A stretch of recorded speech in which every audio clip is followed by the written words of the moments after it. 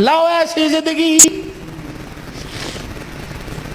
جس کو تم دلہن بنا کے، جس کو تم 10 تولے سونا چڑھا کے گھر لے کے آئے ہو، چھوٹی اٹھا کے کھڑی ہوگی، زبان درازی کرے گی، کہے گی اچھا ماں باپ کے گھر میں جانے کے لیے تیرے سے پوچھنا پڑے گا۔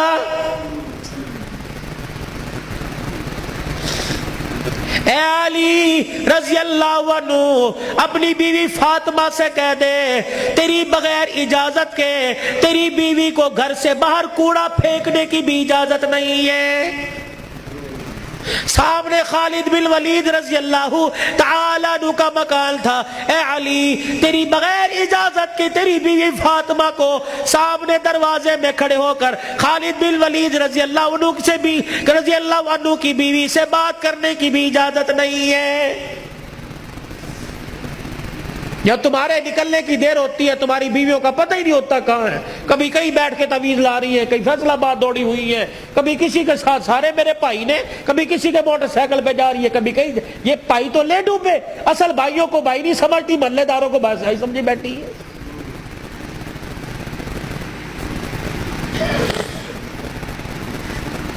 جب شریعت اجازت نہیں دیتی کہ بچہ 10 سال کا ہو جائے 11 سال کا ہو جائے تو بہن کو اجازت نہیں بھائی کے پاس بیٹھ سکے، بھائی کو اجازت نہیں بہن کے ساتھ لیٹ سکے، بہن کے جسم کے ساتھ اپنا جسم لگا سکے۔ جب 11 سال کا بھائی بہن کے ساتھ جسم نہیں لگا سکتا تو تجھے محلے دار کے موٹر سائیکل پہ بیٹھ کے شہر جانے کی اجازت کس نے دی ہے؟ مولانا بشیر صاحب صحیح کہہ رہا ہوں؟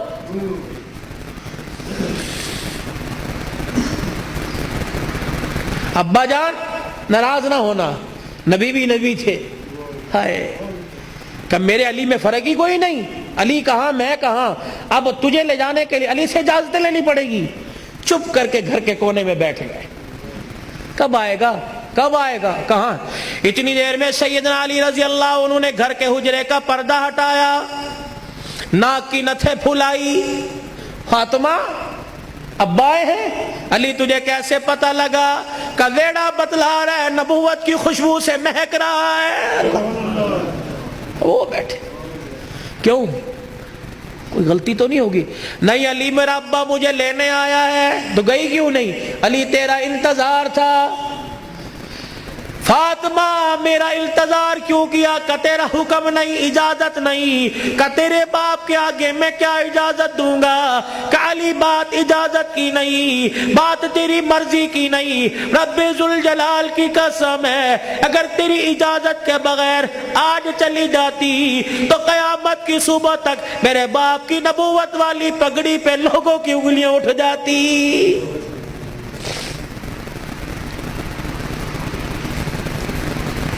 اگر یہ میرا پیغام بہنوں تک جا رہا ہے، بیٹیوں تک جا رہا ہے، خدا کے واسطے لڑنے سے پہلے سوچ لینا میرے باپ کے بالوں کی سفیدی رل جائے گی۔ گھر کے اندر زور زور سے بولو گی، محلے والے کہیں گے فلانے دی تینے ویکی تماشا لگا رکھا ہے، رب اکبر کی قسم ہے تیرے باپ کی پگڑی رل جائے گی۔ میری بہنوں میری بیٹیوں روکھا سوکھا کھا کے گزارا کر لو، چرپائی نہیں زمین پہ لیٹ کے گزارا کر لو، گرمی کے پتلے لون نہیں سردی کے موٹے کھدر پہل کے گزارا کر لو۔ رب اکبر کی قسم ہے آج سسرال میں ماں باپ کی عزت بچا لے، کل قیامت کے دل میدان معاشر میں اللہ تیری عزتیں بچائے گا۔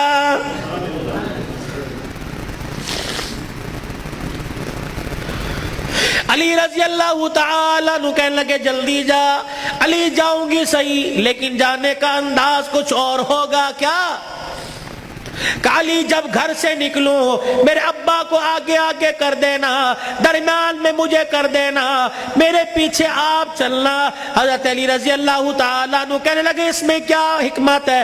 کہ علی جب باپ کے گھر پہنچوں گی، ابے کے گھر کی دہلیز پار کروں گی، اس وقت تجھے بتلاؤں گی۔ رحمت والا نبی گھر سے نکلے، جہاں حضور قدم رکھتے سیدہ فاطمہ الزہرا وہیں قدم رکھتی، اس کے اوپر حضرت علی قدم رکھ کے نشان مٹا دیتے۔